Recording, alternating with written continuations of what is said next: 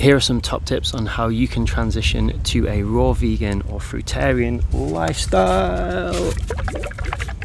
Got this giant coconut here that's come straight from this tree. We're on a beach in Thailand, in Koh Phangan. And we moved out here because of the fruits.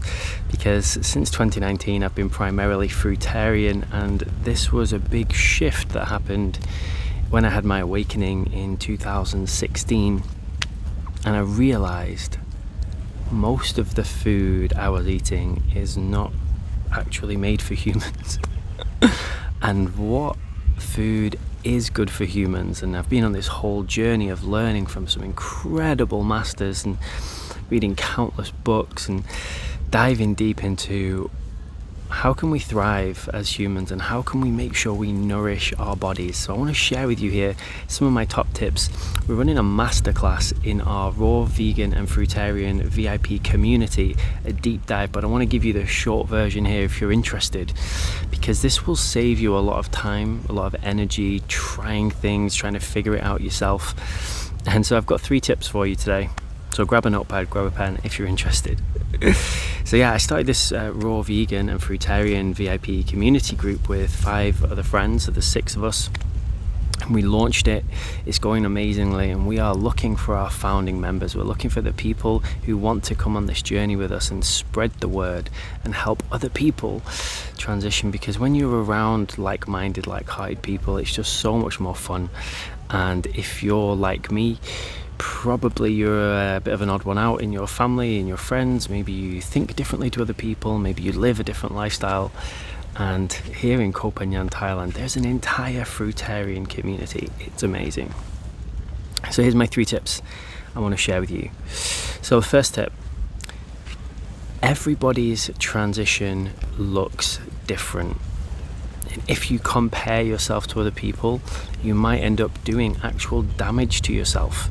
So some people can just flip a switch and they can overcome addictions in a moment. They can just decide, I'm going 100% fruit, or I'm going 100% raw, or I'm going 100% vegan, and that's it. They never go back. But that's not how most people work. Most people go through a journey. They go through cycles.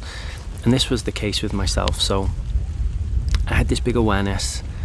I got connected to this energy that creates everything, whatever you call the energy that makes coconut trees, right, and makes coconuts fall down.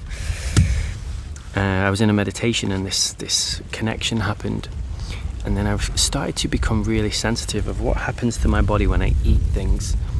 And my favorite food back then was steak, and my favorite drink was beer. And now I'm sober. Now I'm fully vegan. You know, it's a real journey I've been on. Because when I would eat animal products, it would make me sad. It would make me feel heavy. I would feel whatever the animal was feeling, because energy is never created or destroyed, it's only transferred. So if you're eating trauma and fear, and that is now going into your body, or a lot of animals have PTSD, you know, they take their kids away from them so you can take their breast milk, right? It's a whole crazy thing. You're consuming that, and then you have to process it, and I would just be crying. Like, why am I crying?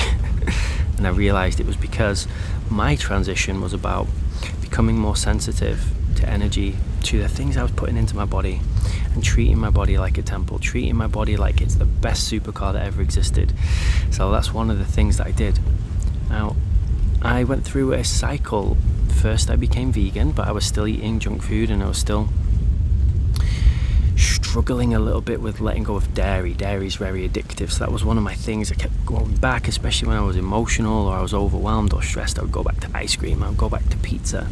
And it took me a while. I had to do some reprogramming. I had to use quantum healing, curate, hypnotherapy to let go of those addictions. And that's one of the things I actually teach in our VIP community. We have a whole section on how to overcome addictions and how to handle emotional eating. So if that's you, I'll pop the link below, come join. It's amazing. There's so much there from all 6 of the coaches. After going through that cycle, I realized, well, actually what my body really loves is fruits. And so I've been primarily fruit based now since 2019, and I say I'm high fruits. So sometimes my body still has a craving, a desire for cooked foods, and often cooked fruits. A lot of people don't understand what fruits really are. So there's a lot of fruits that you can cook. Even on my worst binges now, like my worst binges, I eat cooked food. I see my path as being 100% fully fruit. I do full months where I just have 100% fruit, nothing else, like, and I lead people through that for an entire month, and there's a lot of healing you can do in that time. So find your way, and if you're not the same as everyone else on their transition, then that's okay. The second tip I'd have for you: find a guide. Find somebody who can sit with you and make a plan with you and help you to avoid some of the common potholes that happen when people are going through this. Because if you detox too fast, you can get a healing crisis, you can get flare-ups, things can happen that can be really challenging. Also, there's a transition to do when how do you manage your relationships? Because I don't go to bars anymore, I can't go to the same restaurants my friends do, so I have to socialize differently. How do you manage all of that? And these are all really good things that a good coach or a guide can help you through. You don't have to figure this all out by yourself. There are so many books out there, so much wisdom out there.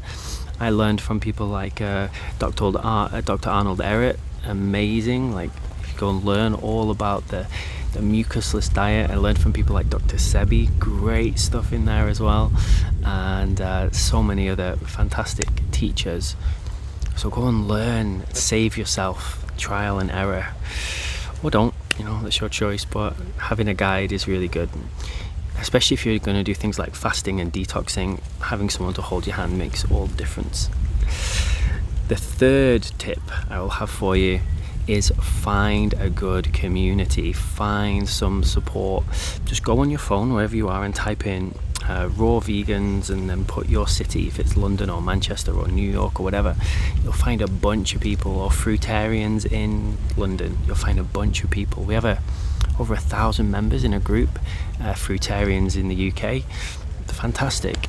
And we have over 300,000 members in our group, if you want to join it, called Raw Vegan and Fruitarian Healing. Over 300,000 members. It's amazing.